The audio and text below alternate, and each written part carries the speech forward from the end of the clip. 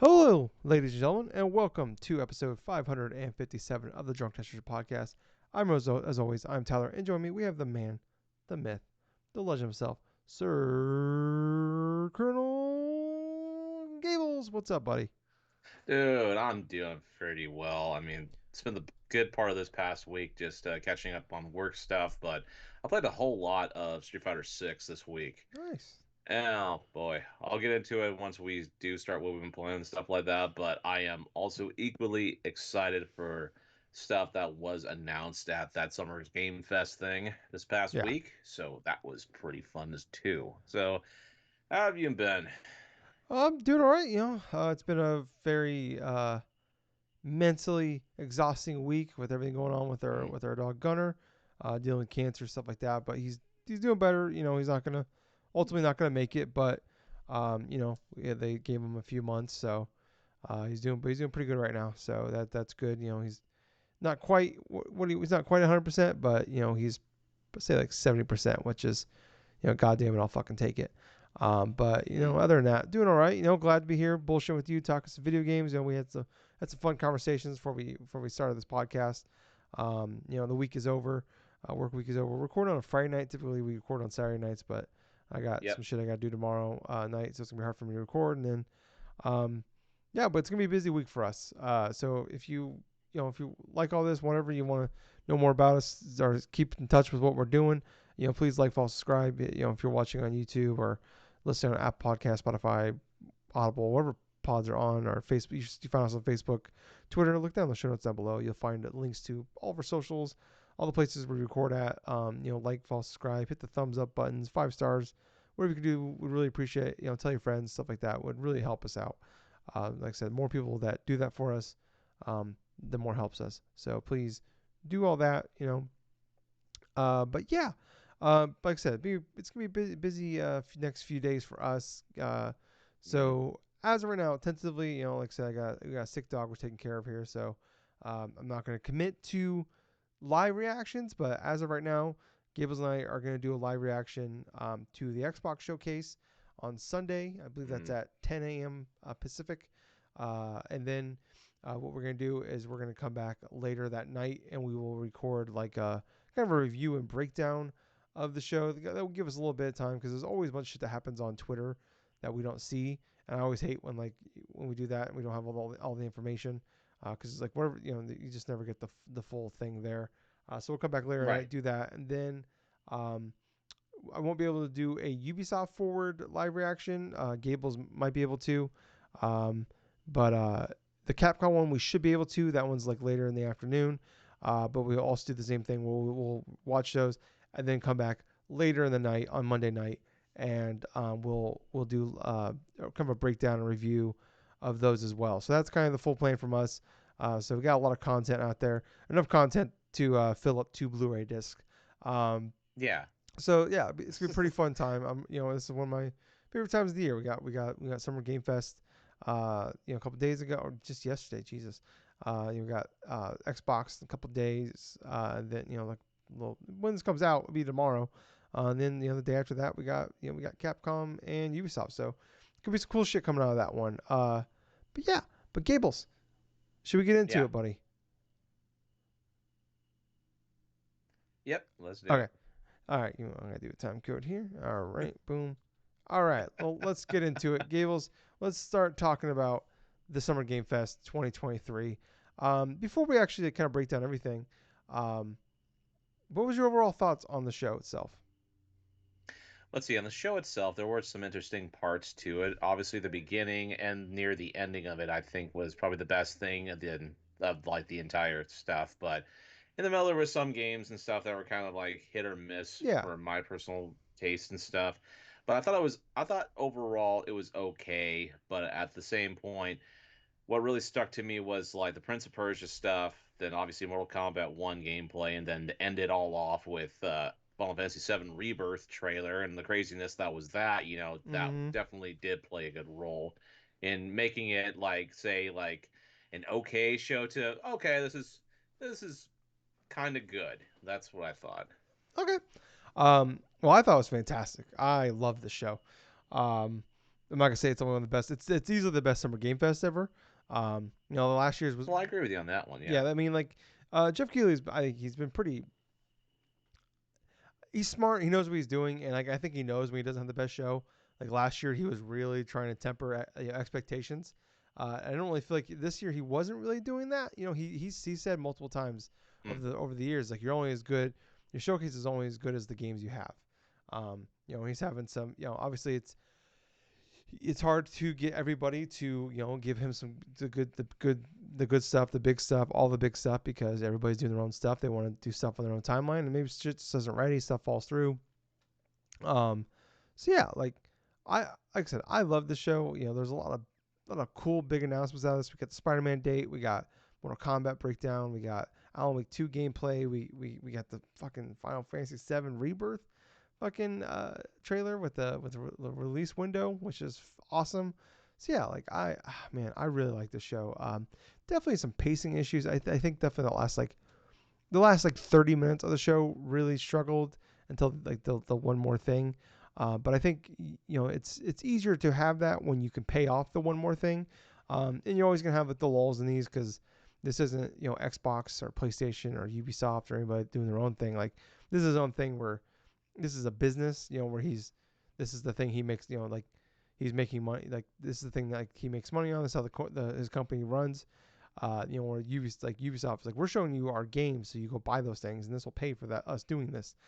So he's gonna have those issues where we have like little breaks. Where we're gonna see like random mobile games or MMORPGs out there or the LG ads. So you'll have those, and yeah, because it kind of kill the pacing sometimes. Yeah, sure, but um, I would much rather have that than nothing at all. So yeah, overall, I thought a really well done showcase. But Gables, let's start breaking it Mm-hmm. down. Let's go game by game here. So Sure. some of these we could probably speed through because I mean there's not much to say on some of these, and some of these we'll spend a little more time on. But starting off, I thought pretty hot here with Prince of Persia, The Lost Crown. That is coming out Right. January 18th. This was the first fucking thing shown. Um, I thought this looked pretty goddamn awesome, Gables. I'm not a Metroid like a 2D Metroidvania guy, but yeah, I was kind of blown away. I did not expect this at all. What was your thoughts on this one? Yeah, I'm in the same boat. Did not expect anything in regards to Prince of Persia being even remotely mentioned inside No, of the show, let alone a 2D style Metroidvania style game from one of their Ubisoft originals and stuff. And you know what? It looked pretty good. Honestly, I'm not gonna lie. The gameplay, combat stuff looked pretty fluid. It looked more in the traditional reigns of like say a classic Prince of Persia game because that's also of that type of moniker to where you can say where games like Prince of Persia, like Metroid, and then like certain Castlevania stuff, you have roots of all these different franchises collaborating inside of like one genre, right? The whole Metroidvania stuff. But yeah, from everything else, the Prince has different look. He has like different types of abilities and stuff, but it still remains with like things of like time, elements of like platforming action and stuff, and it looked fairly decent.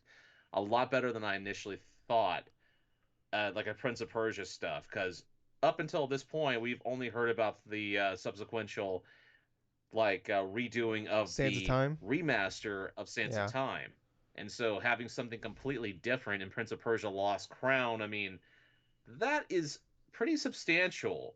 That is pretty substantial in trying to improve like the overall image of that franchise at this moment. yeah. What's crazy is this is the Rayman team, the Rayman Legends team, which I mean this has been a Well, thing that we've been like going on and on about for years with them. Is this like the UBR era when they had like Child of Light, mm-hmm. what's the World War I, Valiant Hearts, and like the Rayman games, like Yep. just so many like incredible like smaller games that were they gonna like look great on like a spreadsheet somewhere? No, but like they were the type of games that really endeared me to the Ubisoft, um, to what they make, to the games that came out. On top of that, excuse me, on top of that, they're like Watch Dogs, which I enjoyed for what it was. Assassin's Creed back in that time. So maybe this is the one off, but I hope that like maybe like all the issues we've been seeing from them over the last several years. Maybe like they realize like maybe we need to go back to some of the shit we were doing before. So I don't know. I think the game looks incredible. Like is it gonna be like a day one buy for me? Maybe not. Especially who knows what's coming out in January. I have a feeling another much bigger game we're going to talk about at the very end will be coming out in January. But we'll have to wait and see. But a really awesome, I thought a fantastic start for this show. Mm, Next up, we had the Mortal Kombat One. We got gameplay finally. Ed Boon came out and talked about some of the stuff going on. Talk about like the we've seen some bits of the story here. Some of the combat looks fantastic. Not surprised with that. The gameplay's always been great. Um, but we like it's definitely kind of what I said a few weeks ago when we thought we were going to hear about Mortal Kombat One. It was like it's kind of like a requel, reboot slash sequel, which what MK9 was initially, and this sounds like this may be the same thing as well, where like now like Liu Kang is like already a god, and this time like Raiden. Raiden. Thank Raiden. you. I don't know why I do that every time. I think of the top down flying shooting game from PlayStation One. But anyways, like now he is like the guy, like the nobody that's training, and yeah, like Scorpion and Sub Zero are brothers. We learned more about the cameo fighters. Where like some of the cameo fighters are gonna like that can jump in and help you throughout the fights, are going to be playable characters as well. So it's not like the Smash Brothers like assist trophies, or like if their assist trophies are not playable characters. So that's pretty cool to see. But no idea like the final roster yet. But that we do know, we already knew this, but September 19th is the date for it. But yeah, Mm, I this game looks fantastic. I can't wait to play Gables. How do you yes. feel on this one? Honestly, it looked pretty solid if everything all considering, because going into this gameplay trailer, I mean, the concept of it was kind of interesting.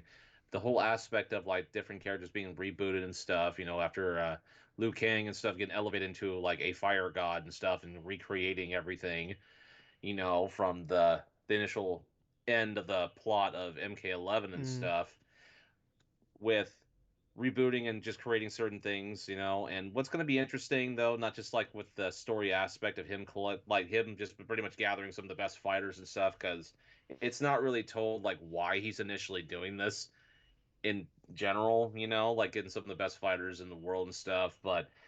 At the same time, what was important about this reveal was the implementation of these cameo fighters in the middle of like actual matches and stuff, how they are going to play a role in certain aspects.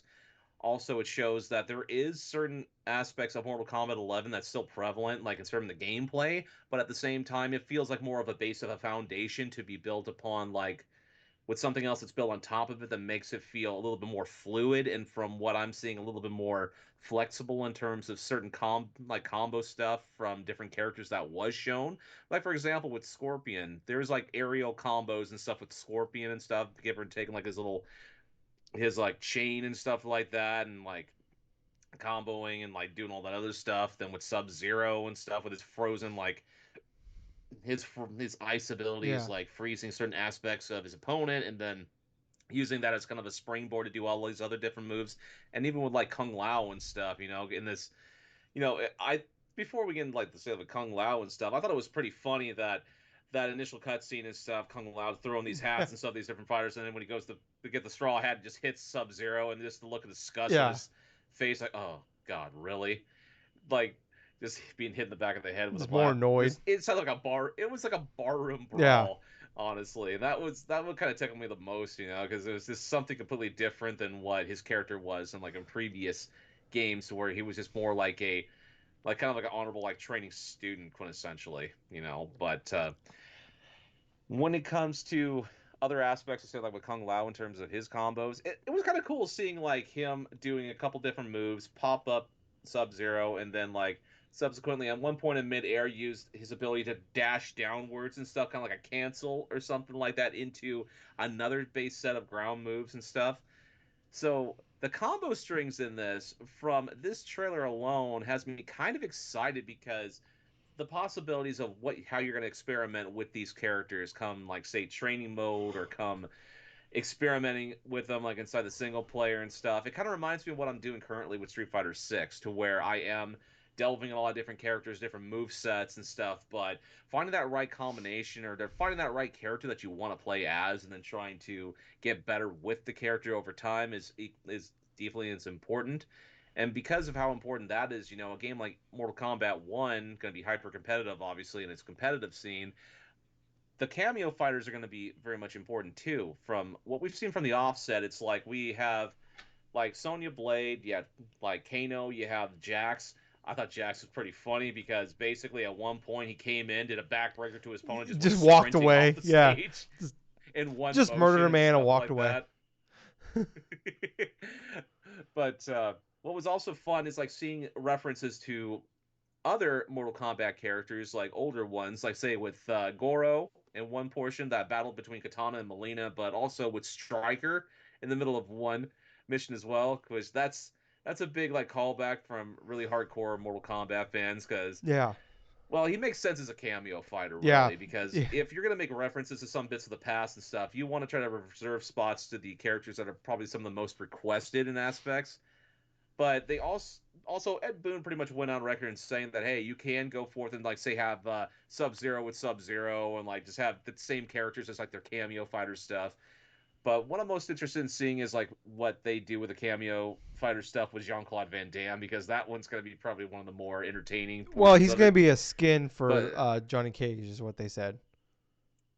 well, yeah, yeah. They also I Yeah. understand that it's a skin for Johnny Cage, but at the same time he's actually went through different voice Yeah, lines as well, which is which is awesome. yeah, which I'm kind of excited just to I hear wish he just. because you know how in the past Sorry, I just wish he was just the voice it's okay. for Johnny Cage instead. Just do it. Just I go know. all in. Pay whatever he wants. Absolutely. But yeah, like in past iterations of Mortal Kombat, there's other guest characters and stuff that are coming into here. So yeah, that's the first one that we know about, but obviously there's going to be some Yeah, I more. mean, like If not in Peacemaker. the main game, probably in the Yeah, yeah the whole battle entire pass. battle pass, the first DLC season pass, whatever the fuck it's called, is already leaked. So, yeah, I don't know. I thought this was incredible. I went from like I really enjoyed Mortal Kombat 11 for what it was. Like I enjoyed like the gameplay is fantastic. Obviously, like I don't need like I've always said like I like having these stories. Like I think they do a good job with them. I love how they do them. Like especially with the Injustice ones and Mortal Kombat ones. But I thought the story like just kind of went like jumped the shark at a certain point with 11, with the whole Yeah, you're not the only one that felt that yeah way. it was with the whole I think it's Chronica was the main villain's name with the Yeah, Chronicle was the main villain of that whole yeah, time and crystal it shit. was I don't know. I just didn't like it. And then like dealing with like old Johnny Cage versus young Johnny Cage and like all the kids and stuff. Like I like Mortal Kombat X. Uh, you're dealing with like in the future stuff, but it's like it just kind of got out of control and like Yeah, I don't know. It's just kind of like lost the plot somewhere. And I was a little nervous about the reboot thing. Going with another requel after we just did with 9. Uh, but I don't know, like just going back to like the basics. It's like honestly, it's like Call of Duty Modern Warfare when they did that in 2019. It's like we're going back to the basics, and it's like I love that, but mm, it's also like hey, it's gonna be a lot of things you know, but it's also gonna be completely different, and that's awesome. And yeah, like man, on top of that, like all this looked great, but Gables, the best part about this whole fucking thing, the yeah. sounds of like not only the Oh gore yeah. and everything you saw, the sounds of it were disgusting, and I love it. It sounded awful. It sounded gross, and I loved it. It's like this. It's weird, like kink ASMR. like It kind of felt like that, especially when certain parts kind of sound like a bunch of like swirling spaghetti at some mm, points. Kind of like with when we were watching Maximilian Dude's reaction to oh MK1, yeah, dude. It was the whole aspect of like hearing all these different sounds, not even seeing the trailer itself, and just the ways certain aspects of like how some characters are getting split apart, or like their spine being ripped yeah, out, or like things being crushed and something like that. There's just something satisfying about not only hearing a lot of the different sounds, a lot of the different textures or something, but yet you can akin some of the sounds of things that are familiar, like what they use to try to produce those things. Like that last portion, kind of like a bowl of spaghetti or something like that. You just see the noodles all flopping about and shit. It's like it was fun listening to that Yeah, if stuff. there's not like a video, like a YouTube video that they put out of like the making of the sounds, I'd be really upset because I want to know. I want to see it. Hmm. But let's move on here, Gables. Like I said, some of these things we could speed through because I don't know, like Right. we're the like we're not the audience for some of these. Like Path of Exile 2, we got some gameplay for that. This game was revealed a long time ago. It is like a Hmm. Diablo like. They said there's gonna be more info coming on July 28th. We got like 30 seconds of gameplay. It looks good. It's just I am not. This is not for me. Yeah, it's kind of the same impression I got too. Path of Exile 2 didn't really hit me too much. Yeah. Let's move on here, Gables. Something that I am excited for, and maybe got you a little excited here. Exo Primal, a game coming out on July 14th, coming to Game Pass as well. Um, that it's the multiplayer dinosaur game where you kill the dinosaurs. I played the beta for this while ago, and I really liked it. I'm not like saying this game is gonna be like a game of the year contender. I think it's gonna be like a solid like 7, maybe an 8 game, but just like a game you can have a good time with your buddies with, and that's all I want this game to be. They did announce Yep. that they're adding. There's going to be a Street Fighter 6 cross Exo Primal collaboration here, where you have like was it Ryu and who was the other guy? Was Guile. it Guile? Like you can actually see I think like it was doing Guile. like Hadoukens and shit like that to the dinosaurs. Like they have like because like you're like a person in a mech suit, so I'm assuming you're in a like a Guile and I don't know the names of these characters. I'm not gonna pretend like I do from Street Fighter, and Ryu. But like, yeah, I don't know. I thought this looked really cool. It's coming in the fall. It said, um, and I think it's perfect. They said it's volume one as well of this collaboration. Hmm. So I'm assuming Nice. that means maybe not Street Fighter 6, but maybe like maybe we get some Resident Evil, Mega Man. Oh, well, if they got Mega Man, that'd be kind of cool actually. Devil May Cry. Yeah, that would be awesome. So yeah, I think that's a perfect thing too, and also doing it later in the fall when like Street Fighter 6 has been out for a while. Extra Primal, maybe because I don't think this game is gonna be like huge long term. I think it can have a good run, and then once like like Starfield and shit like that comes out, like if people are still playing it, it's pretty much like we're not thinking about it anymore. So Oh having yeah. this thing come out in the fall with this like could be like a nice little boost in like if you continue to do these over every couple months, like a little boost. Like I think this is kind of perfect for what that could be. But I don't know. I don't know if I'm gonna be playing this game, Extra Primal in the fall, because fall's looking pretty nuts right now, and it's only Friday, so we have a lot more showcases to go. Yeah. Um, but I don't know, Gables. What was your thoughts on this one? Honestly, I thought the costume stuff was pretty cool, but in terms of like Exo Primal, the game itself, I mean, I'm more excited to see the initial stuff that will be showcased inside that Capcom showcase that's going to be coming up fairly Yeah. soon. But in terms of whether or not I want to play it or not, I mean, it really depends upon how my game stuff's going to fare during the fall. And well, I could see myself possibly play it for like maybe some period of time just to try it out. But yeah, this is the type of game you got to play with a particular group, and it's got to be sometime before like any other major fall games Yeah. occur. Like say with like you were saying, Starfield, and then having Spider-Man or something in October, and then it's like, Well, the game does shit. come out in July. It's just the Street Fighter 6 Yeah, part comes in the fall. So yeah, like right. I definitely know what you're saying. Where it's like this could be a really cool thing, but if it comes out, you know, mid October where everything else is coming out, it's like, well, good luck to you, sir. Like, good luck to Hmm. getting anybody coming back. But I don't know. I'm pretty pumped for this. So moving on here, Witchfire is coming to early access in September. This is from the people Okay. like this is from developers that made Bulletstorm and what remains of Edith Finch, I believe is the name of that game. The walking simulator. I know people love that game. I should play that game. And then like Bulletstorm, that game is awesome. Um, this game looks great. Looks very much like a Doom, but like in I don't know, like kind of like a revolutionary era maybe. Like it looks like they have like muskets and shit, but I don't know. Like Hmm. I'm not gonna. Well, I'm gonna wait till this game comes out like content complete like 1.0 before I jump into early accesses. But yeah, September 20th is the early access date. But I don't know. Was that one tickle your fancy whatsoever? Mm, not really. I have to see a little bit more gameplay or something from it, but at the same time, I'm not gonna have enough time to even try to delve into Yeah, this. this can be a game I'm not gonna think about until like maybe I'll when the early access stuff comes out, I'll look into what people are saying about it. But this is gonna be a game I'm not really gonna I'm gonna try not to pay too much attention to until 1.0 comes out. So um, next up here, we had the VR game Crossfire Sierra Squad, which was actually at the PlayStation Showcase Mhm. last month. That's coming in August. It's also coming to like Steam, Steam VR, MetaQuest, and PSVR 2 as well. No more to add in that one. That's good. It's not gonna be free to play though. We do know that. So um, next up here, Remnant 2. We got some gameplay for that one coming out, I believe, on July 25th. Yeah. Uh, the game looks fantastic. From what Mhm. I've heard and understand about the Remnant game, Remnant 1 and 2 is like people like for at least Remnant 1. The game is very very very good, and it has a pretty good audience behind it that loves those games, loves this game.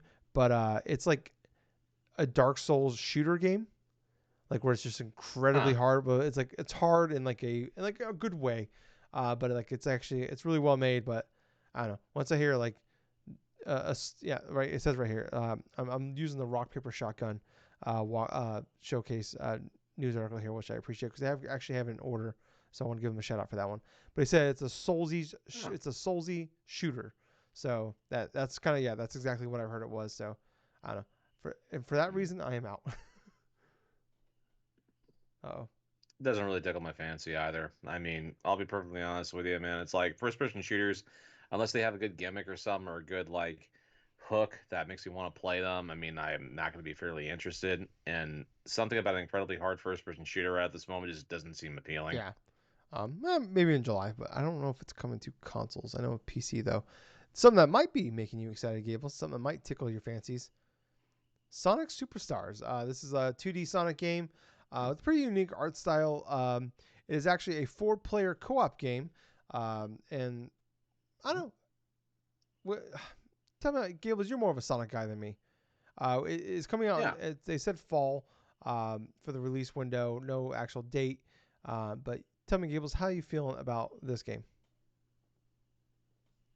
I'm feeling quite good about it, honestly. I wasn't, that was the other game that I wasn't really expecting that was going to be showcasing here because, well, there was a Sonic game that released late last year, but Frontier. this 2D Sonic game, yeah, from Sonic Frontier, that was referring to from last year, but for this year, yeah, having Sonic Superstars, that completely came out of nowhere, It's like it maintains the classic style of platformer, but it just seems like a 4K, like 2D, like Sonic game. It looks incredible. I mean, the stage design looks pretty fun. I mean, you have like different characters you can play as. They have a bunch of the previous like mini games or some from past Sonic games that are playable inside here. What I'm referring to is the first Sonic game when you have those little crystals and stuff that you have to go forth and well down so you can get that center like emerald and stuff like that inside of the major one. But what I really like the aspect of it is like it's a co-op type of game, which kind of makes me interested in seeing like how does that going to work, for like a four-player co-op like Sonic game in that type of style, I mean, it's going to be interesting to see more of this game come. I think it was like I thought it was the release date was like September or something, but I They guess just said not. yeah, just a fall. Um, Fall. yeah, I'm just kind of curious like how's it gonna work? Like, is it gonna be like kind of like 2D Mario where like you can't like you all have to be on the same screen together, or Right. are they gonna slow down the gameplay? Um, yeah, I'm curious about that. Some of the thing that a couple things that did surprise me though. I don't know if you know this, Gables. It is Huh. uh, no online multiplayer, Huh. local No online multiplayer at local all. only. And did you hear the Okay. price point? No. $60. Wow. $60, no online, you're trying to do a co-op stuff in this day and age. Yeah, I don't understand the logic behind it because those are two initial points that's going to deter plenty Mm-hmm. of people out going to want to buy it. But the game itself does look pretty fun. I will say that it definitely has my interest, but at the same point, it's going to be most reliant upon review scores, I guess, at this Yeah, point. yeah. I'm curious. Like, I'm not trying to poo-poo it at all, but I think those two things kind of work against it. I know it's Yes. Sonic, so it's gonna sell uh, because of that. At the very least, it's gonna sell some copies, and it's also the 2D, so there's gonna be a lot more like the casual fans like the know that Sonic, they'll be more excited for it, and then see the multiplayer aspect. Right. I am curious. Obviously the most important thing is how well does the multiplayer work. Um, Right. because like the like in Mario with the 4 player stuff, it's like part of like it's chaos. And I'm not trying to be cute with the chaos for Sonic, but like with Mario, like the chaos of the being full 4 player is part of the fun, and also like Right. the anger inducing thing that's also kind of fun. Where and I don't know how that's gonna work in a Sonic game. So if they can figure it out, hey, that'd be great. I'm rooting for him. Like I'm never gonna like yuck anybody's muck. Um, I do think Sonic fans are, like I've always said, they're in an abusive relationship, and they take mid tier games and they talk about them like they're 10 out of 10s. So I hope this game is actually legitimately good. And what the fuck? We're Sonic Mania 2. Come on. Um, Next up, Gables. I don't Honkai Star Rail. Honkai Star Rail is coming to PS5. It's basically it. I know the game was on Steam and also like on like other platforms like mobile and stuff. I think it's a free to play game, but I don't know too much of it outside of that. But at the same point, I really don't have too much interest into it. Yeah. Okay. Okay. I'm anime is just kind of an instant turn off for me usually.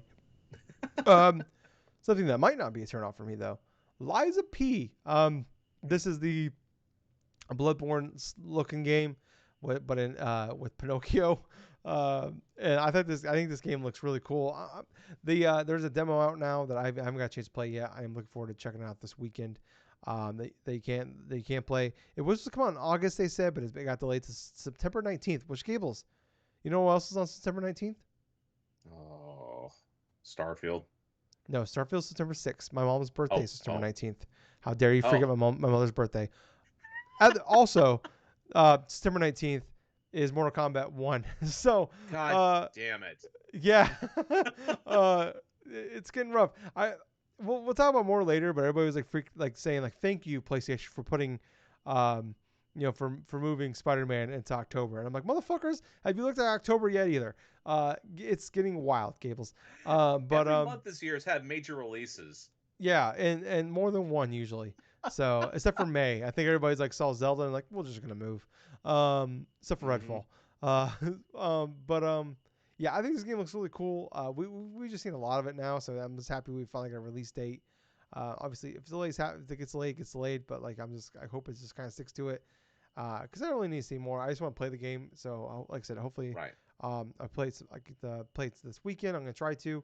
But I don't know. I think this game looks, at least from what I understand, a lot of people have like that. I got to play it like it was at Summer Game Fest last year, and people got to play it at like other like some PAXs, I believe.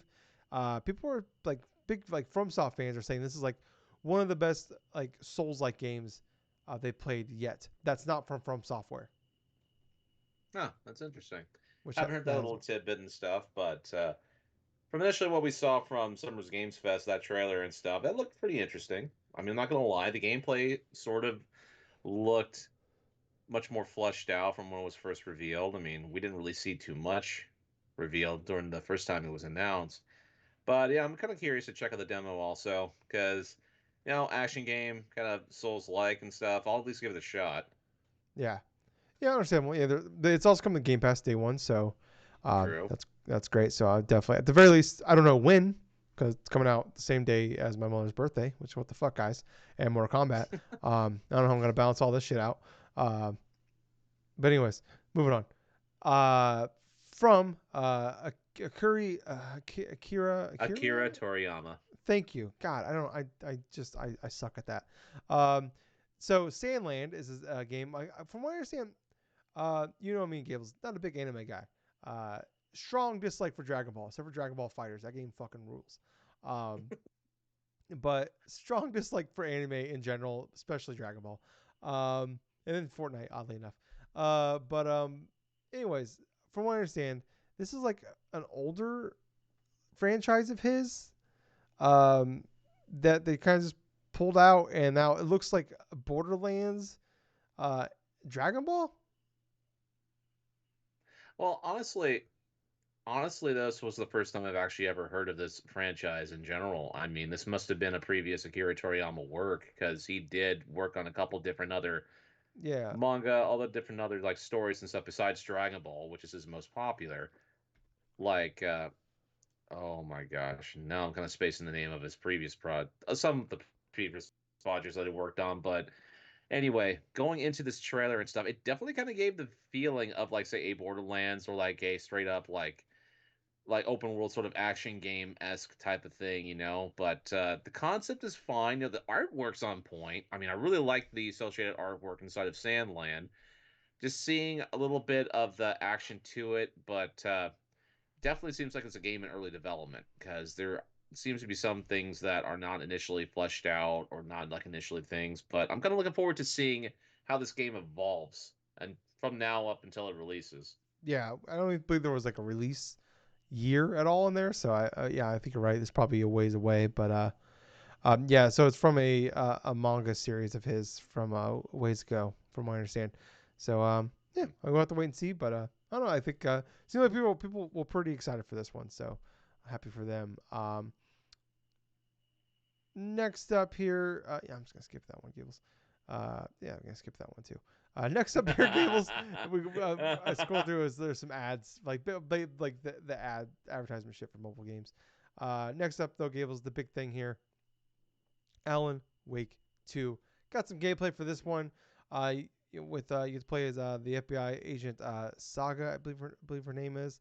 Um, Yeah. that we got some gameplay where they said this is like the first survival horror game that they've ever made, which is just pretty shocking because some of the games could be a little spooky. Gables, I'm not gonna lie to you, kind of scare me a little bit. I pooped my pants a couple times, so I'm surprised when they say, yeah, this is our first time making a scary game, which, like I said, scares the shit out of me.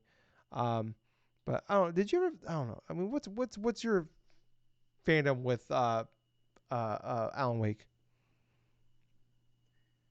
Not really too familiarized with Alan Wake, honestly. Didn't really get a chance to play the first game and stuff, but I will say though, with the second game, it definitely has that survival horror type of flair to it. It definitely seems like it's somewhat interesting in regards to how it's going to revolve its story, especially with the two like separate stories and stuff kind of merging together, you know, between the cop and stuff, and also with Alan himself, you Hmm. know, just the whole aspect of like this horror story kind of like wanting people to be dead or some of that sort, you know, try to explain the phenomena behind that. It just seems kind of interesting plot point for a survival horror game, but it's also interesting to see how this is going to pan out for say Alan Wake and how certain things from the first game are going to tie in together because obviously there has been a substantial amount of time between the first and the second game. And so what I'm interested in knowing is whether or not this gameplay is going to be like say on point like it was, you know, for the familiarity with the first game, you know. Yeah. I thought the gameplay in the first game wasn't like blow away like fantastic, but I thought Well, no, it for was standard. yeah for what it was though it was awesome. Definitely something different for I think from anybody that for most gamers, especially for me. I Hmm. actually re-downloaded the remaster that came out last year because I played it for a little bit last year. I put the first couple hours. I'm like, man, this game just does not hold up super well. So, but I'm gonna go back. I'm probably just gonna pop it on easy, one of those things, and just kind of like just get a refresher for the story because the game's not super duper long. Um, and You know what? You want to know something funny? What this trailer kind of really initially reminded me of is like this kind of reminded me a little bit of like Resident Evil 4 remake and hmm, stuff through some aspects of it. But yeah, it was just basically of like the same type of like survival horror type of stuff and the whole third person shooter sort of stuff, you know, kind of have some instances of that. yeah, like I've been seeing some people tweet about they got to play at Summer Game Fest, and they said it's very much like more of a um kind of like RE2 remake, but like a lot more survival horror than that game was. So that sounds Right. amazing. And they also said that like Sam Lake came out and talked about how like you can actually like switch between the two because you play as both characters. at any point in time. And I'm kind of curious how that's gonna work out. Like, I'm assuming you can't beat the whole game playing as one character, but like, I wonder if like like, and they said that like certain things you do with one character, like if you do something up to a certain point, it could affect the other person's game as well. So I wonder if it's like a um, also going back to Resident Evil 2 remake where if you do like you had the Leon and Claire storyline, if you do Leon A or whatever, and you take an item in that gameplay and then you go back and you play as Claire, that item is gone. Kind of thing, or like maybe certain doors are open that weren't, that wouldn't have been otherwise, stuff like that. So, I don't know. I'm kind of curious how that's all gonna work out. I hope it's not like they always do weird shit with their games. Like Control, I love that game. That game is fantastic. I actually re-downloaded that game as well because there is a DLC that with Alan Wake in it that I didn't get to play. So um, yeah, I want to go back and play that as well. So I'm definitely super pumped for this game. It's like I don't know when I'm gonna go back and play these games. I'm gonna maybe this week. I'm gonna try to. I'm still playing Zelda, so we'll see how that goes. But yeah, I was blown away. This game looks gorgeous. I believe it's in the Northlight engine, is what it's called, which I believe is the same thing that the Control was in. So it's just a matter of like how well this game's gonna run at launch, because that was a big issue with the Control, and that was like my biggest frustration was that game just really struggled at launch. And they fixed over time with patches, so I'm just hoping that's not the case. But we'll have to wait and see. But like I said, I think that might be is that my most anticipated game the rest of the year? I think it is. Yeah, I think it is. We'll have to wait and see though. Um, Yeah. Next up here, Warhammer 40k Space Marine 2. That's coming out this winter. They said. I didn't necessarily say 2023, just winter. So, um, Right. yeah, I thought this game looks awesome. I believe this is Saber Interactive making this game, which I believe is also rumored to be making the KOTOR remake now. Um, but Right. from I played a little bit of the first game that came out back in the 360 ages ago, and it's basically just Gears of War. And that game was good. It wasn't. It was like I don't know. It's like a B plus Gears clone at that point. I would say at that point. Like in that in that era where like we were just riddled with Gears clones, it was actually a pretty good one. And this just looks like more of that. With now it's 3 person. You can have up to three friends. It says play the game. But I don't know. I mean, Gibbs, this do anything for you? I know you're not typically that kind of guy, but how you feeling about it? Well, I'll be perfectly honest with you. No, I'm not generally that type of guy and stuff. As long as, well, here's the thing: with this gameplay, with everything else, it seems like it's going to be a fine game. But hopefully, it's kind of evolved past, like, say, that first initial game, because that first initial game was actually a free game on PlayStation Plus on the PS3. I downloaded that thing. Oh, I started playing it, and oh god, this is years ago, right? And like I basically played it, I think, for about a half hour or something like that, if I remember correctly. And I went through and I deleted it because almost every freaking few moments, every time I try to go and get to a horde, or like try to fight off against certain creatures or something like that, it would repeat the same log of dialogue over and over again, where it's like Space Marines, oh god, Space Marines, Space Marines, like Space Marines, just all, and that's the only thing I really remember about Warhammer, like 20, like Warhammer 20K or something like that. That initial Space Marines thing is just the fucking enemies screaming Space Marines over and over again while you're fighting again, and it's left a bad taste in my mouth like years later, obviously. And it's all of a sudden we see the sequel to this game. I'm thinking to myself, oh no, Space Marines. Gables, I hope to God they do that again and we play through this comes out for Extra Life. We're playing through it now.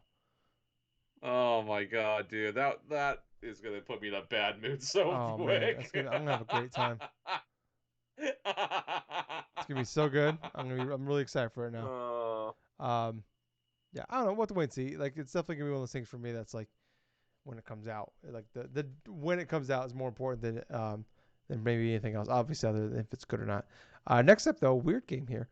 John Carpenter of all people making a video game. Toxic Commando is it's a horror team shooter. I guess we're using the World War Z engine. Which I guess Space Marine 2 was also in the engine, which is just like you're just fighting a shit ton of zombies. It's coming next year. Also made by Saber Interactive, so kind of a twofer there from them. But I don't know. I thought the trailer looked pretty cool. Like look good. I thought the gameplay looked really fun.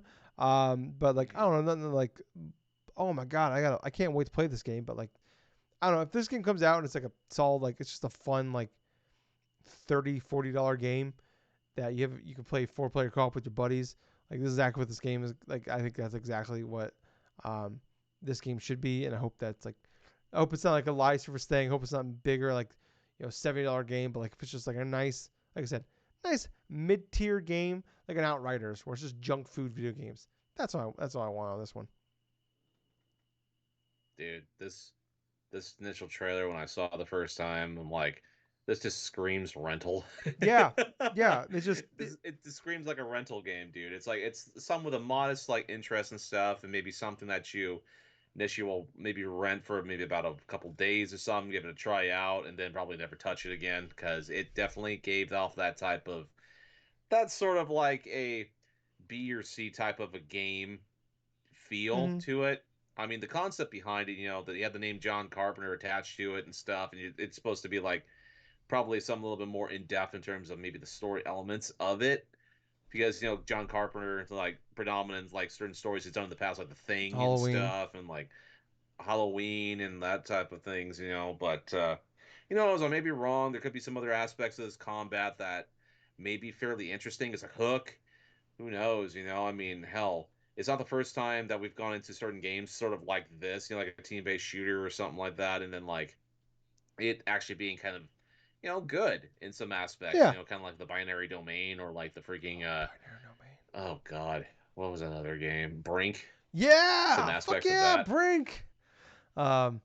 I'm thinking back to those obscure ones because even though like I did have a chance to play some bit of them and stuff, they were generally good games like to play on the side or something like that for like in between like bigger games, just to give them a shot, Yeah. just to say you've given them a shot. And that's the kind of feeling I'm getting from John Carpenter's Toxic Commandos, because it just feels like it almost feels like eating candy in certain aspect where you like the taste of candy, right? But yet you don't want to have too much candy or else you're gonna get overly sick. Yeah. So it's like it's that handful of candy type of mentality where you want to play maybe every once in a while or eat it every once in a while, but not have it Yeah, consistently. it's like when you like like when you play like a Zelda or a God of War, it's like you go mm, to it's like going to a really expensive steakhouse, and this game mm, Toxic Commando just looks like popcorn. And it's like I like popcorn, but I've ate popcorn a million times in my life, and I don't remember many times where I ate popcorn, but I do remember the handful of times in my life where I've had a really great steak.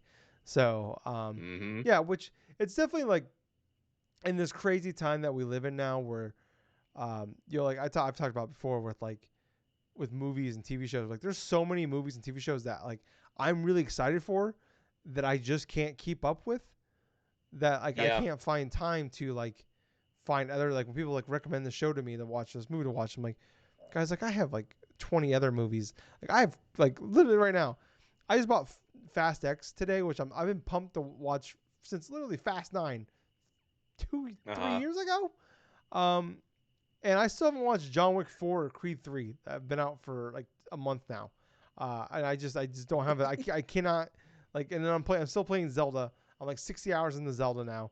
I have like Succession that I'm like midway through season 2 on. I think you should leave season 3 out now. That hasn't even started yet. Like there's just so much shit. Supernatural ended 4 years ago. I haven't even finished season. I haven't even finished the second to last season yet. I'm so far behind on shit that I want to watch. And I want to play. It's just hard Uh-huh. to find shit for this. It's like so. It's like we're at this point in time now where it's like a game or a TV show or a movie or whatever. You just really can't come out anymore and just be. It's the stupidest. It's so fucking stupid. You can't just be like good now. Like you got you can't just be good and just be like a solid game. Like you gotta have Mm-hmm. like you said earlier, like you gotta have like what's the catch, what's the hook, what's the little different thing that will Yeah. like makes you want to play this game. Like you said, like a rental. Like yeah, like this game looks like a great rental. Exactly, it looks like a great rental. We just can't rent games anymore, and it's like yeah, like if this game comes out to Game Pass or it comes out to like the PlayStation, what the fuck I think it's called, like it's not Essential, PlayStation Plus collection thing, whatever you want to call it, like great, perfect. That's exactly where I would like to play this type of game. But to drop down, you know, real dollars for this thing, and then also try to convince my other friends to put down real dollars for this thing, when there's so many other games that we all could be playing that are fantastic, and also there's so many other free to play games that are out right now that are fantastic. Yeah, I don't know. I don't. We're in this world where like it sucks. Where like we've seen over the last decade or so of like really in the last generation, those double A games kind of go away a little bit in a certain way. And it feels like it's like great indie games and big blockbusters. Kind of the same thing we've seen in like the entertainment world, with like movies and shit, where it's like if a movie goes to the theaters and doesn't make $1 billion, if it's not gonna make $1 billion, is it really worth going to theaters? It's like, should we just put it on streaming or something? I don't know. Uh, but yeah, I don't know. I don't know. I think the game looks great. I went on a whole rant about that just to say like I think this game looks great. I think like not great. Looks like it'd be a good time. But like like I've been saying, being good just isn't enough anymore, which is just what a fucking crazy thing to say. But yeah, Gables had to walk away. So sorry for YouTube listeners. My OBS is being weird and like making Gables like picture go nuts. And I apologize if you're still with us. I appreciate it. But I've been trying to fix it on the fly. But also, maybe remember, why if you listen to us and you enjoy us, follow, subscribe. Look in the show notes up below for links to all of our socials, podcast, Spotify, Facebook, Twitter, Twitch, all that stuff. We're on all those places. When we live stream, we're gonna be live streaming on YouTube. By the way, I forgot to point that out at the beginning. So please follow, subscribe there. YouTube link is down in the show notes below. If you're listening to us on like Apple or Spotify, Audible, I think we're on Google Play. Is that what it is? I can't remember. We're pretty much everything. So please check us out in all those places. But Gables has gone long enough. I can't really ramble anymore. Let's get into it. Spider-Man 2. We got some concept art for that one. We're gonna see Venom. We did learn some interesting stuff that it's not gonna be Eddie Brock. He's not gonna be playing Venom. Also, we got we got some concept art that kind of showed Venom a little bit, and like the audible gasp of the crowd when they showed just the concept art of Venom fighting Miles and Peter was pretty incredible. Like I spent many years ranting about, man, everybody should just do Nintendo Directs. We don't need to do all this shit.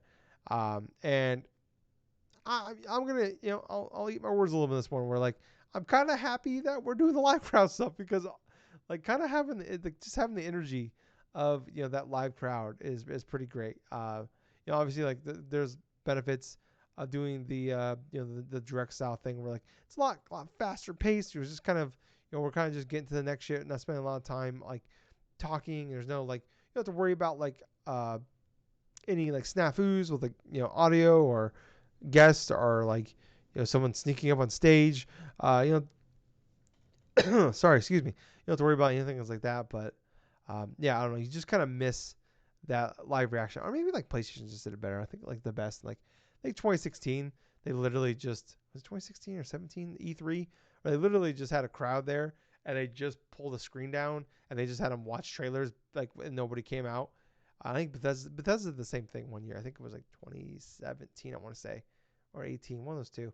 And it was like you had the live reaction, but also it was just basically them in a movie theater watching, uh, their show. So, yeah. But yeah. Anyways, Spider-Man 2 came out. We had the director of Spider-Man 2 come out. Sorry. I can't fill any more time. Gables, I'm sorry. Uh, and we got a release date for October 20th for Spider-Man 2. Kind of a little shocking there. Tony Todd, who is the voice actor for Venom, kind of posted on Twitter a while back, and we've all been talking about it, that the game was coming in September. So that ended up being the case. Obviously, like maybe he doesn't know. Maybe that was a plan. They just pushed it when Starfield got a date or something, or they just need the extra time. Who knows? But anyways, October 20th, and I've been hearing a lot of people saying like, "Oh, thank you for not putting out the same month as Starfield." There's just too much going on, motherfuckers. Have you looked at October? October is nuts. We got fucking Assassin's Creed Mirage October 12th. We got Alan Wake 2 on October 17th. Now we got Spider-Man 2 on October 20th. It's just never gonna end. I don't know. I am legitimately stressed out about these games coming out and how the fuck I'm gonna play them. Like I bet there's been a lot of years where like we've had like a clump of games come out in a short amount of time, but I feel like this is the year where like it's not just like one like there's like 4 big games coming out in like a month. It's been every fucking month, Gables, and my Yeah. wallet can't sustain this greatness. We are too spoiled this year. It is bullshit. How am I supposed to do this? I need to work to buy these games, but I also can't work because I can't. I need to like take time off work to play the games. I don't know what to do. It's a chicken and egg era situation here, Gables, and I don't know how to handle this. When Final Fantasy 7 got 2024 release window, I was like, thank you. Like I've never been so excited for a game not to come out this year. For a game I'm so excited to play because I'm like I just don't need anything else this year. Just please, everybody, calm the fuck down. Anyways, Gable, Spider-Man 2, how you feeling, buddy? I'm feeling pretty damn good about it. Honestly, not only am I feeling pretty damn good about it, I'm feeling pretty damn good about the release date being inside of October because I'm like, I've already seen the initial footage from the Sony showcase. I definitely love I definitely love a lot of the various stuff that's been introduced, and I'm also kind of interested in seeing who actually is Venom this time around because they say it's not Eddie Yep. Brock. So this is going to be kind of a fun thing to try to delve into, like who's going to be the new Venom, who in the list of these characters is going to be. Is it going to be Osborn? Is it going to be I think like it's Harry. all these other people? It has. I think that too, but at the same time, they could pull off a fucking twist that we don't see coming. True, true, true. It was But yeah, I'm very excited about Spider-Man Hornswoggle is 2. Venom. It's a, it's a Hornswoggle's very it's a Venom. very niche wrestling joke for people out there that didn't get that joke. There's like 6 people listening to this that lost their shit. I swear. Um, God. But anyways, Gable, to our game that blew my goddamn mind. It's about Power World. They said it's Yeah, Pokemon with guns. Gables, they didn't lie. It is fucking Pokemon with guns. I can't believe they haven't got sued yet. Some of these Pokemon in this game are the not Pokemon in this game are just fucking Pokemon. There's literally an electric buzz at one point in this fucking trailer. I can. dude. There's multiple different There's an Pokemon that Eevee. looks very similar to there's an Eevee right off the center. This whole thing like Power World. There's like an There's a Eevee. There's Gyarados. like a Gyarados. You see a Talonflame. You see freaking like all this other stuff. Yeah, they are basically Pokemon with fucking Gatling Yeah, guns. Jesus Christ, I dude. love this game. I can't wait to play this game. It's coming in January early access January 2024. I talk about I'm not big into early access shit, but honestly, I might have to make an exception for this game. This game looks awesome. I can't, This game actually looks kind of it interesting. looks so cool. Like it honestly just looks like what I want Pokemon to look like and play like. It might maybe minus the realistic guns where they like work in a factory making the guns. What is happening here? Um, I don't know. I so badly want to play this fucking game. I can't wait to hear more from this fucking game. Uh, and I talked about with the what's that fucking the Square Enix game that's just a Splatoon ripoff, the Bubble game. Uh, Oh my god, the fucking foam Foam Stars. star Yeah. stuff. I talk about like I respect the fact that they're just blatantly ripping them off. And Gables, I just respect the fact they're like blatantly ripping off Pokemon here. I wonder if part of like to the publicity stunt here with this game is to get sued by Nintendo to like advertise their game. Is that the plan? Because that's what it looks like here. You know what? That would be a crazy ingenious business move if they did that.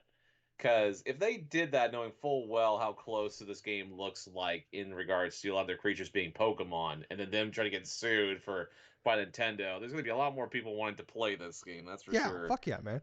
I am all in. I'm more excited for this game than I think I could. I don't know what could make me more excited other than like a Gold and Silver remake for Pokemon.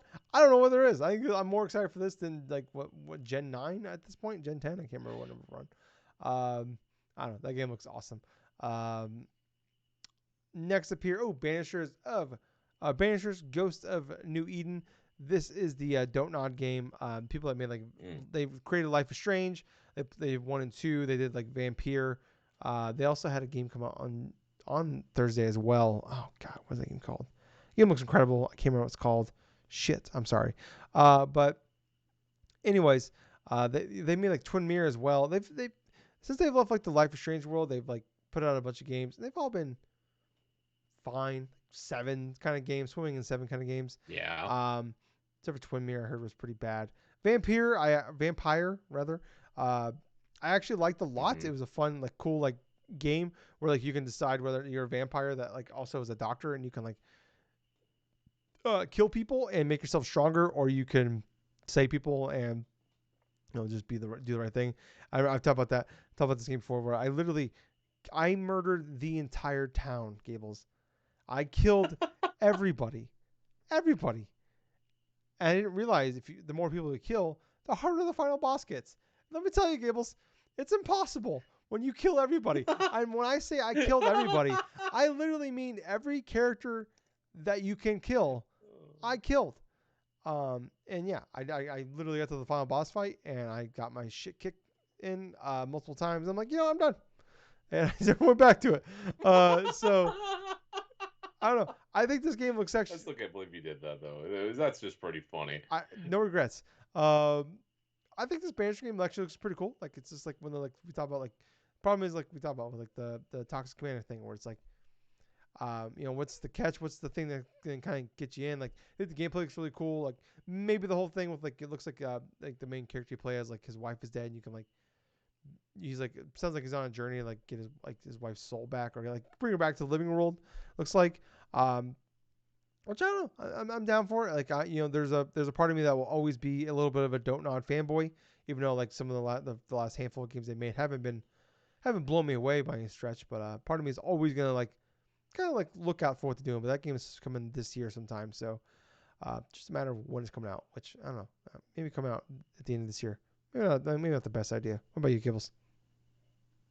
Yeah, I'm sort of at the same line and stuff to where it's like I don't really know too much of the gameplay aspect of it at this moment in time. I mean, but my question remains kind of the same as one of the ones we were talking about previously to where what is the gimmick? What is the catch with this game? Because if it's basically some similar to other games I played, I'm probably not even going to give this game a play. Yeah, maybe this is a game that was like comes out or like comes out. I don't play at launch, but like 6 months down the line, so I find it for like $30, and I'll check it out then. Next up here, though, we had Like a Dragon Gaiden, the man who erased his name, coming out November 9th. This is the Yakuza. Now it's called Like a Dragon. I thought this trailer fucking ruled. Um, Mm-hmm. I've never played the Like a Dragon Yakuza games before. There's a lot of people out there that love these games, but man, I don't. Yeah. This trailer looked fucking awesome. I like the idea of the story where like this is a guy that's like he fakes his own death and erases his name so like to protect his family. And I thought the combat looked awesome. I think the world looks beautiful. Like I've always respected the Yakuza Like a Dragon games. Just one of those games like always kind of like never like seen for me, but I don't know something about this like the gameplay we've seen here. Um, just looked fucking awesome. Kind of gives me like almost like Dead Rising 1 vibes, but like really like maybe potentially like really cool combat. Yeah, man. I mean, when it comes to the Yakuza series, man, it's like I've dabbled a little bit with like Yakuza Zero and stuff. I tried doing all this other stuff, but one thing I do respect about the series itself, though, is like it is not afraid to go all in on just the crazy and the weird, Mm-hmm. and also the terms of like the combat as well. I mean, with like a Dragon Gaiden, it's interesting to see like a familiar character that was played in the main role of like the Yakuza games and stuff, essentially going and like having like a secret, almost like a secret agent sort of role and stuff, to where he fakes his own death. Pretty much like doesn't have a name now. He's just going along through try to take out the people that were responsible and stuff that are like trying to aim after his family and Mm-hmm. stuff. And what I do like about it, the initial gameplay that we saw, it just looks fast. It just looks like fun, and it just looks like you can just really kick a lot of ass in the good spot of time, you know. So I think this game is going to be fun though. But I think this is the game that was also like a remake of the PS3 version of it. Now that I think about it, Um, I don't. maybe No, I wrong, think that's the but other one. There's another one that's gonna be. It's a remake. I believe this is a oh, brand new one. Um, okay, yeah, I'm not, I could be wrong though. Like I said, I don't know too much about the Like a Dragon Yakuza games. So next up there, Under the Waves. It's coming out. I believe they said next year. Kind of like a narrative-based game where you're underwater. I don't know. I think this game looked kind of cool. Could be like a nice little, fun little indie game that we could play.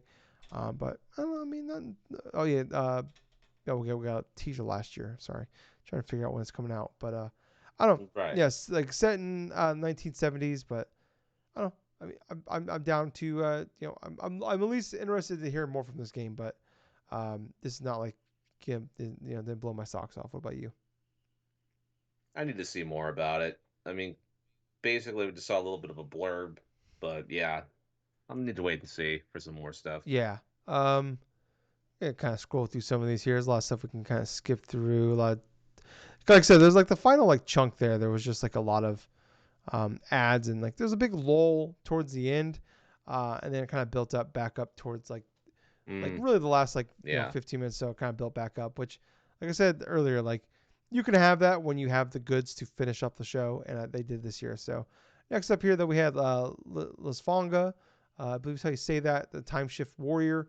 It's a time loop hack and slash, kind of looks like a Hades style game, but like you Hmm. can like break up your character into like you can like divide up yourself and like make multiple copies of yourself, and help you fight these, help you do like with the combat. Kinda, I don't know if it's like a almost um, like rewind physics, like in Zelda, where like you can bring your character out and uh, they'll like like help fight the enemies that they already fought, and then like you can uh, continue to do what you're doing, and then also like I think you can like combine back together as one, and you're stronger for that. So maybe there's like maybe that could be the downside of like the more you like make copies of yourself, the weaker your characters get.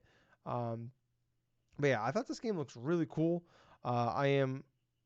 It's coming out later this year. I am really pumped to actually see more of what this game is, because like I said, I thought the initial gameplay, is this more of a roguelike? Is it not? Like kind of give me roguelike vibes, but I don't know. Like what was your feelings on this one?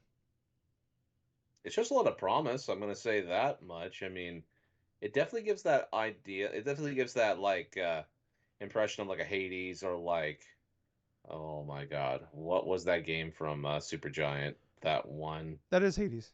That no, no, I'm not talking about that one, but one of their previous other works and stuff because it kind of reminds me of that as well. Oh, the one before Hades. I'm. Yeah, yeah, it was a PS. It was part of the PS4 launch.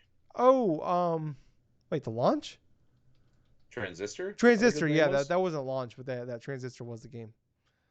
Yeah, Transistor. I mean, I get elements of Transistor and Hades both inside of this game, and it kind of looks like it's going to be interesting though. But yeah, it shows a lot of promise, so I'm kind of waiting to see the reviews of it. Yeah, definitely gonna be a game that like don't know if I'm gonna be able to play at launch. Like I said, it's all like we talk about over at the end of the year. It looks pretty fucking nuts. So it's just a matter of um, if you can find the time. Next here we had Immortals of AVM. We got some more gameplay from this game. We got to see like a big like mech battle. Coming out July 20th. Uh, I'm actually kind of like excited for this game, and like I guess the previews, the people did some previews. They're not like out yet, but from what I understand, they're mostly positive for the preview event. People went to. Uh, I mean, we should hear more about over the next week or so, like officially what people thought. But this is like former Call of Duty people that made this game. Hmm. But yeah, I don't know. I'm optimistic that this game will be really good, and I hope it is, because a fun little magic shooter game. I don't know. It looks like it could be pretty awesome. What about you? Yeah, you know what? It definitely looks okay. You know, I wasn't really too much into it from the initial things that I did see from the trailers. I still kind of remain the feeling from what we've saw and saw the Sony showcase to where it's like like it feels like it's all right and stuff, but it doesn't really give me that sort of like wanting to go through and do a playthrough of it. Yeah, no, I understand. Yeah, I'm definitely gonna wait for reviews come out, but it is a game it is highly on my radar. But last but not least, Gables, Final Fanny, Final Fanny, what? Final Fantasy, Final Fanny. Final Fanny. God damn it, Final Fanny. It's getting late. Final Fantasy VII Rebirth. Jesus Christ, my Midwestern's coming out of me. Um, Final Fantasy VII Rebirth. Coming out early 2024. Kind of the rumors out there is January, which I hope that's true. Uh, but it was kind of one of those things where I feel like at this point, certain like we had a bunch of like tweets coming up to like the last week coming up to it. Like last week when we did predictions, I was like, this I Hmm. don't think it's gonna be there. And then like all those tweets, like the first couple were out, and I was like, okay, whatever. And then like we had like multiple days in a row of this. I'm like, okay, so something's happening here. Then at a certain point, I just kind of expected it to be there. But we finally got the a trailer for this. It's coming out on 2 disc, Gables, two Hmm. disc, two Blu-ray discs. Blew my gut. Yeah, they had to make it a point of mention that it's going to be on 2 Blu-ray Yeah, discs. which is crazy to think. Um, yeah, and it's just a ton of gameplay. The game looks absolutely stunning. Kind of fuck with your head a lot with like the story of this because like obviously they're remaking the story of Final Fantasy VII. What's going on? Like the whole like the beginning where like you see them all like you see like this talk about there's the tornado that hit I'm blanking on where the game ends in Final Fantasy remake. They say that a tornado hit the station, which um, sounds like it's a Shinra cover up. Shinra building, that's what it is. Um, which is not what happened. Well, maybe kind of what happened. I don't know. The whole fucking final part is very confusing. So maybe it was hit by a tornado. I don't know, Gables. But like them being escorted out on or like look like they're dead going on helicopters is not where the game ended in the first game. So I'm kind of curious like what's going on with that. They kind of tease like that maybe Sephiroth kills Tifa, which obviously did not happen in the first game.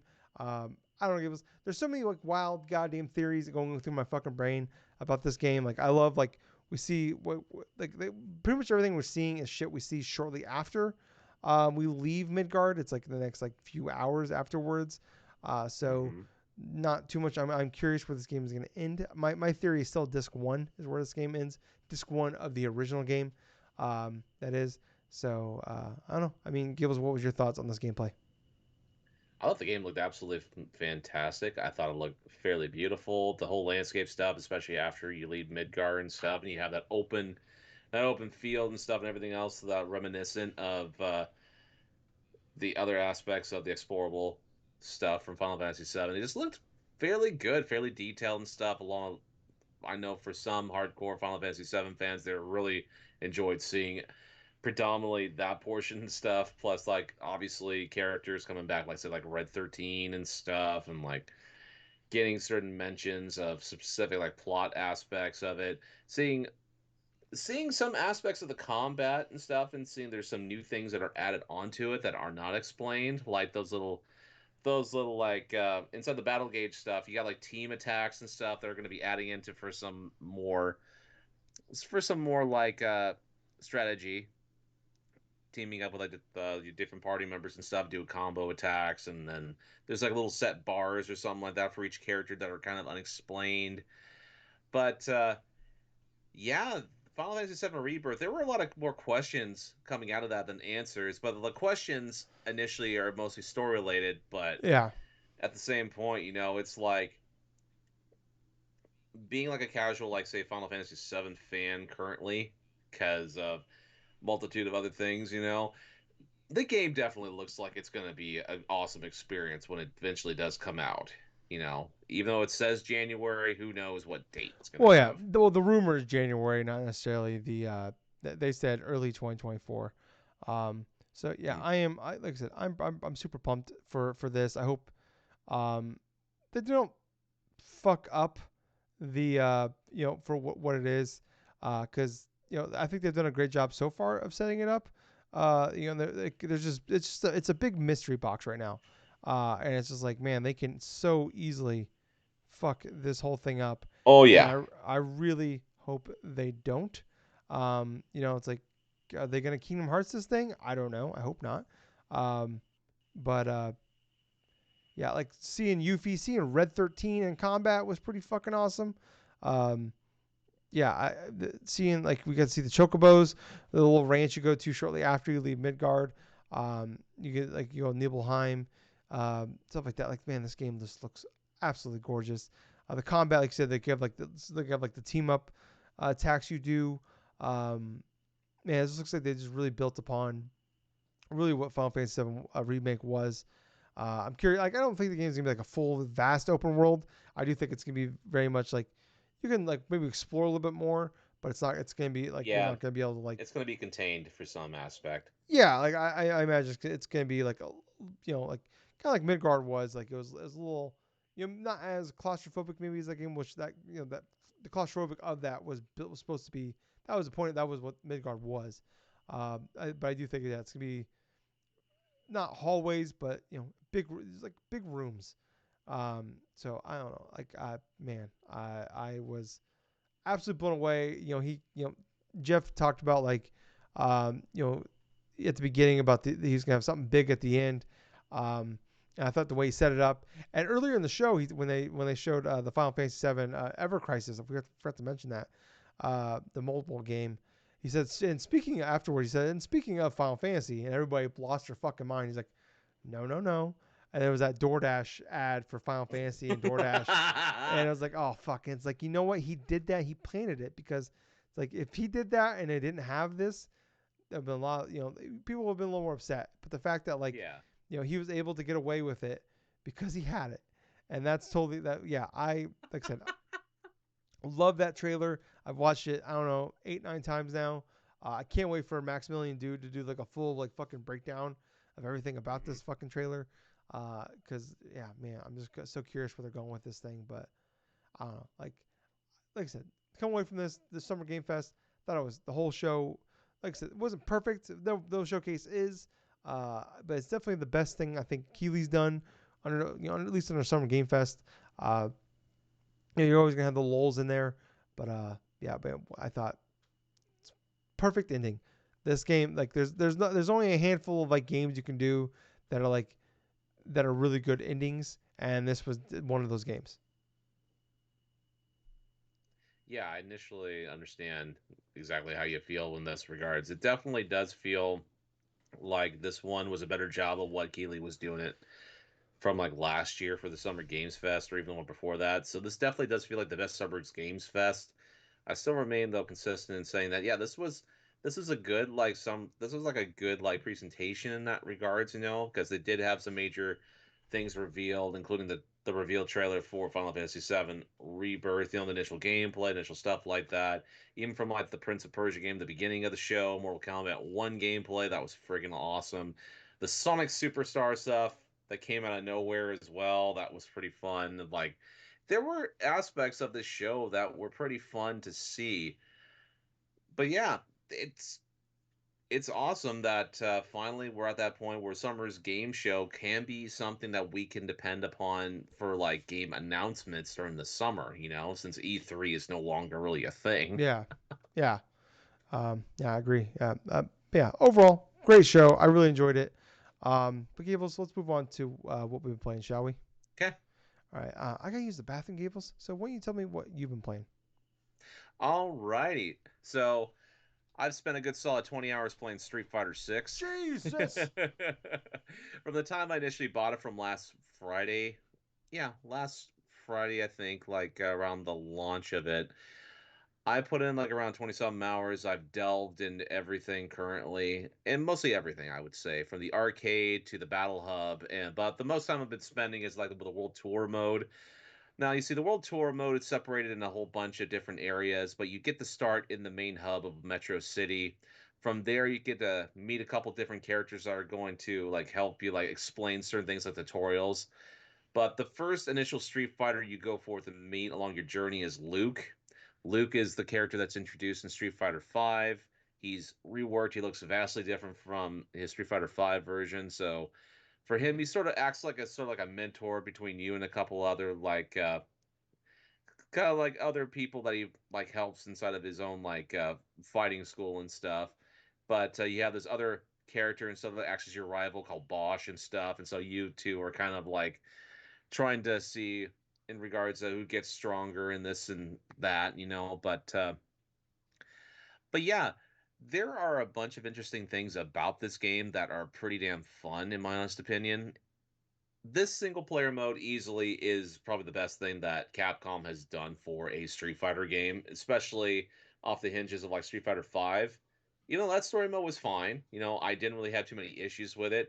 This one's more involved and it's more like a fighting RPG, which, you know what? It works in this aspect. But there are some things that can be a little bit annoying and also can be a little bit more tedious in some regards.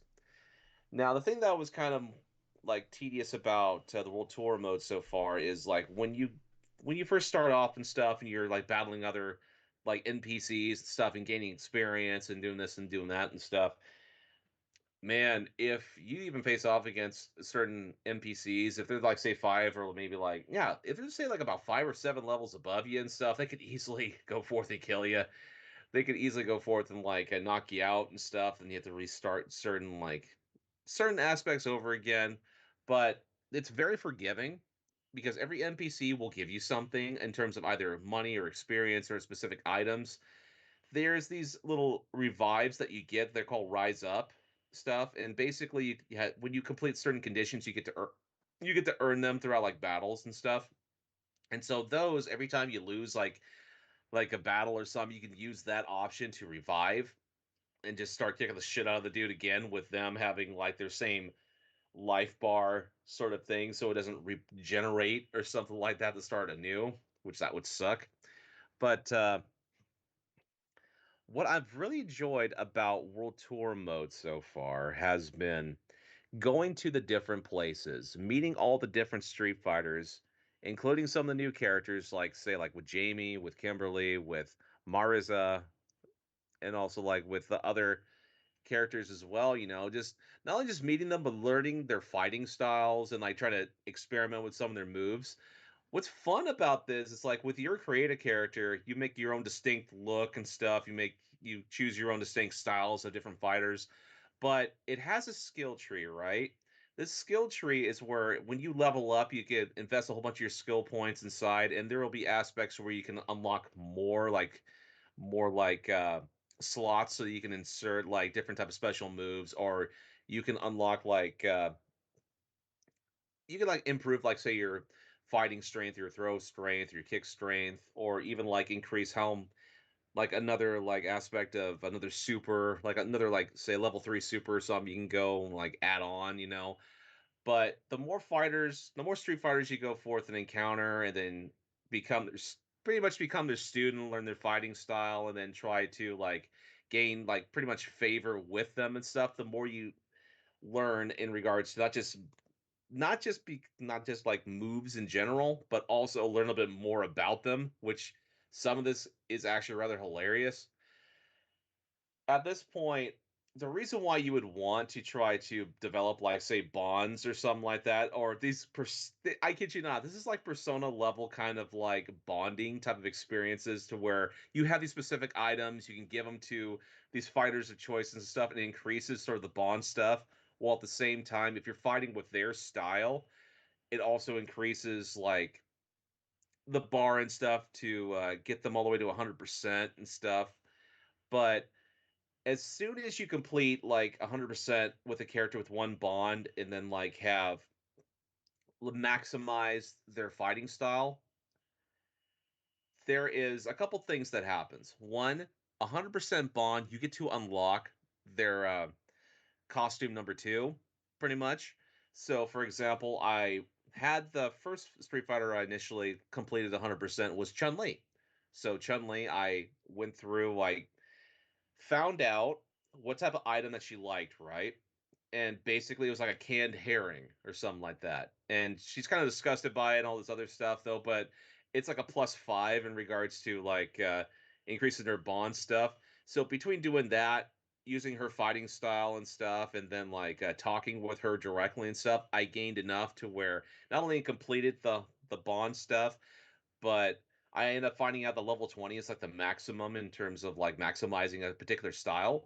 But at the end of that, there's actually one last thing you can do is like face them inside of like a pretty much an ultimate challenge where they're at like level 65 and stuff. So that extremely high level. Currently I'm like at like a level 52 because I've been doing a bunch of side missions. I think I've done like about 23 side missions on top of regular mission levels and stuff. But so my favorite parts have been interacting with certain Street Fighters. Not just with Chun-Li, but also with Cammy as well. Cammy is actually pretty funny because like the only things that she really likes is cats, and by chance we'll try to complete like some of the other missions. I acquire this charm from visiting another land, and it's basically like a little keychain. It's a cat, right? But it looks like a cami. And so I initially, okay, let's give this to her as a gift. And what happens? Plus 40 bond. Just plus 40, like right off the bat. I'm like, oh shit. Nice. Hey, that's pretty cool. So I ended up completing her bond, got her costume and stuff. I'm using her fighting style currently. So she has a couple of moves that I like using, like the whole like the spinning arrow and stuff, the front kick stuff. It's just basic sort of like moves you get to that you would use if, say, you were playing as her, right? So going up to this point, I've already completed the bond stuff for Chun Li, Cammy. Let's see, I want to say DJ as well. DJ, it requires like a warm beer or something to give to him. I kid you not. And this dialogue after you give him like the warm beer is like, say, I'm just gonna go ahead and put this in the freezer and stuff right here. It's like what? You're not supposed to put it in the freezer. It's like, oh, I'm gonna do it anyway, or something like that. But I'm pretty close to maximizing Dalsim's. Dalsim, what he likes is ultra mild curry. You get to learn like for Dalsim and stuff, he likes making certain like dishes, and his favorite dish he likes to cook is curry, right? And so for some of his like initial flavors and stuff, but he really likes mild stuff.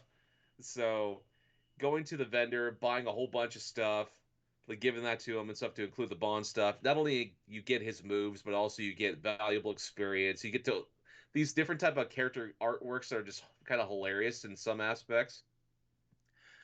But yeah, it's definitely been an interesting experience because it's like you go through the loop stuff where you earn a bunch of money either doing missions or doing mini games, and then you could use that to buy specific items for characters in order to give to them to not only like increase their bonds and stuff, but also that they basically give you stuff, and on top of that, they can actually text you on your little phone in game. GTA 4? Oh no, I guess something like that. Kazi! Well, not like say actual call or something like that. They just basically text. And what's kind of hilarious and stuff, it's like with Cammy, she's like kind of super serious and stuff like that, and you could choose certain kind of dialogue options, and you could go through and pick a different option, right? And like sometimes she'll just post that cat emoji or something like that, that cat emoji, that little icon and stuff like that. One of the interesting things I've also found with this game is there's different guest characters inside of here from past Street Fighter games. Like a really obscure one that's from Street Fighter 1. There's this fallen monk called like Retsu that you fight inside the original Street Fighter. And what's hilarious about it, you get to encounter him as an NPC. Like I knew who he was like right off the bat, but what's hilarious about it is when you fight him a little bit more and stuff, there's like this different artwork. He makes mention of like not him, but like Ryu when you're going through and leveling up his bond level.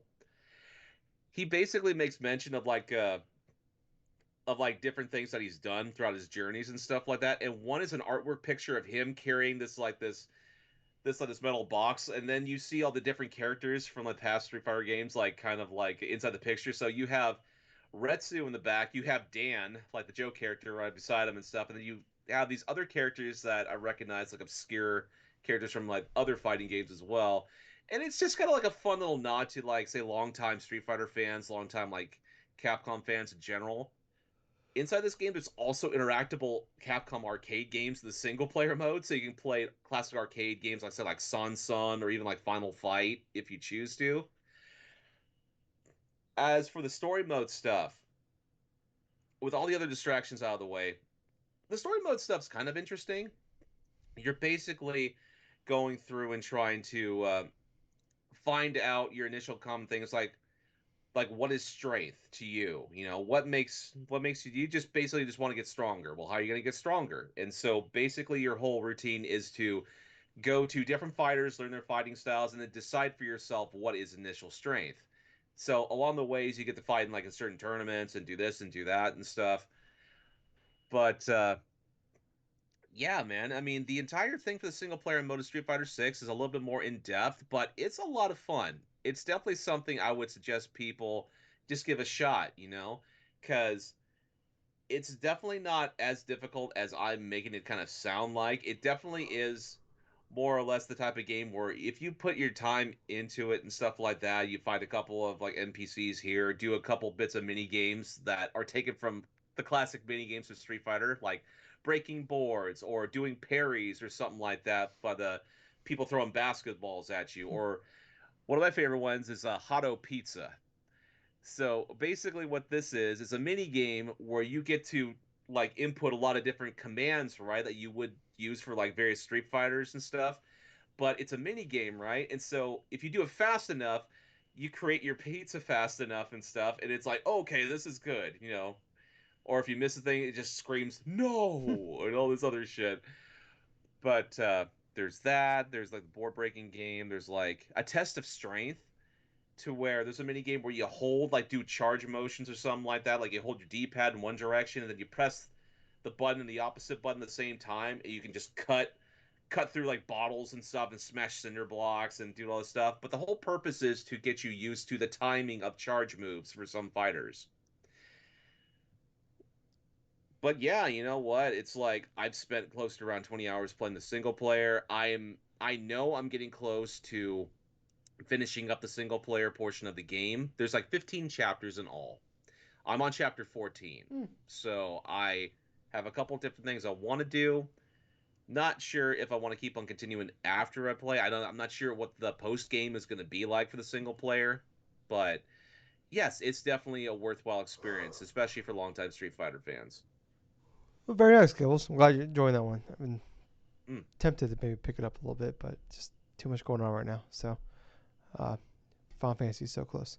Um, hmm but I've been playing the same thing. I've been playing for like like a month now. Uh, Yep. so it's been kind of it's been hard just to try to get some squeeze some time in here and there over the last month. Figures work gets insane right as literally the week Zelda comes out. Work gets insane. So, but I am about 60 hours in, just maybe a little shy Damn. um, Yeah. of that. I've done the four phenomena things. Um, I thought I was at the end, Gables, and I'll just say Yeah. I was not at the end. Um, Oh I don't know boy. how close to the end I am now, but I feel like I know I'm obviously way closer to the end than I am like the beginning. I Yeah. definitely I don't know like this is a me thing, not like a game thing, where like I feel like I'm definitely at the point now where I just kind of want this game to be done. Not like I'm I sick of no, understand. I'm sick of playing this game, but more so I'm just like I really need to wrap this game up. It's been a month I've been playing this game. Pretty much whenever I have an hour of free time, this is the thing I've been doing for the most part. And so yeah, like I'm hoping to finish it up tomorrow, maybe. Depending, I mean, unless there's just way more after what I'm doing right now, then meets the eye. Like I said, I don't want to spoil anything, but like I'm very deep into the main story stuff, and getting pretty close to the end. So, but yeah, I've had an absolute blast. Like more same, just found a blast this game. One So of the I do greatest have games a of all time. question for you. Go I ahead. do have a question for you. So would you say for say new players coming into like maybe trying Tears of the Kingdom or something like that, would you suggest if you get to the point and stuff to where you have the four different things you got to go to, would you complete the you complete those temples first before doing a lot of the other stuff, or would that matter? I would say do Rito Village first, which is the one in the northwest Mm-hmm. that they kind of push you towards to begin with. Like I would say at the very least do that because I would say of the four powers you get from beating these areas, that one is the most useful for if you want to explore. I see. Um, like the rest of the stuff, like they're nice to have. I would say the one in Northeast actually is in Death Mountain, also really useful. Okay. Um, but not like it's gonna make combat a little easier, but it's not like the main point of this game is exploration, really, Yes. and exploring and doing shit. And the Rito Village power you get is easily the best of the four powers. Right. Um, I would argue that the other two are not. They're fine, like they're not great at all. But they Like only I'm have not. like maybe one decent use probably. Whereas opposed Yeah, like the Rito Village one probably has like it has multiple uses. I'll say yeah. that. That thing is like fantastic. Mm. Makes it just makes everything exploring and traversing so much easier. The Zora domain one is just like all right, whatever. It's fine. Like I almost never use it. And the only reason I use the one from the Gerudo Village area, the fourth one that I did, is because like you're in some certain areas you're required to use it. And if it wasn't for Yeah. that, actually, you know what? I take it back. I would say the Gerudo one is actually fairly useful in combat. Um, but yeah, the Zord domain one is by far the worst one of the four. Like Okay. as far as the value sense. But yeah, I would say, like I said, if you want to dick around this game for a long period of time, I would just go up at least do the Rito Village part because to me that's still the peak of the game so far of the four areas. Of the four, it's definitely the best, and it's the first one they kind of push you towards doing. Um, yeah, just still having a great time. I'm like now in like the high 60s of shrines done. Ooh. Uh, so yeah, I've got like 3 stamina bars full, a bunch of hearts. But yeah, like I think it's funny because like I talk about like the worst part of the Breath of the Wild was the main storyline stuff. And to me, like as great as exploring, as great as everything else about this game is, uh, the the mainline stuff is actually really well done. And I really Mm. like that. I really like the story so far. Curious where it's going. I'm kind of confused with certain things. I don't want to talk about without spoiling because it's hard to talk about without spoiling. But yeah, like yeah, that the game's brilliant. What else is there to say? Anything else, Gibbles? Oh no, no. I got nothing. All right. Well, guys, like I said at the top of the show, if you're still listening, like, subscribe, follow us, subscribe, whatever you're listening to us at, hit the follow button, hit the 5-star button, hit that thumbs up button, hit the share button. Most of all, like I said, it helps us out. Really appreciate if you do that for us. But also, we will be back on Sunday. We'll do a live reaction, most likely. If not, we will at least be back Sunday night with our talking about the Xbox showcase, Yep. and then we'll won't be doing Ubisoft one most unless Gables is able to. I won't be there at least. Capcom is most likely going to happen as far as a live reaction, but if any of those happen, at the very least we'll be back Monday night with doing kind of a breakdown review of both of those showcases. So that's kind of the plan, and we'll be back with a normal podcast next week. If it's kind of seeing what maybe this I don't know maybe there may or may not be news out there or not. So we will wait and see on that end. But I was host, I was Tyler. And I have been Colonel Gables. Until next time, everyone, play some fun games. And most importantly, thank you for listening to a fun-filled episode of the Drunk-Nerds podcast. Hey Gills, I gotta say, Hmm? not Huh? most importantly, thank you for listening to a fun-filled podcast. Most importantly, fuck Hulk Hogan. Fuck Hulk Hogan, break his back, make him humble. Yeah. Then now forever, fuck Hulk Hogan. Rest in peace, Iron Cheek. Bye guys. See ya.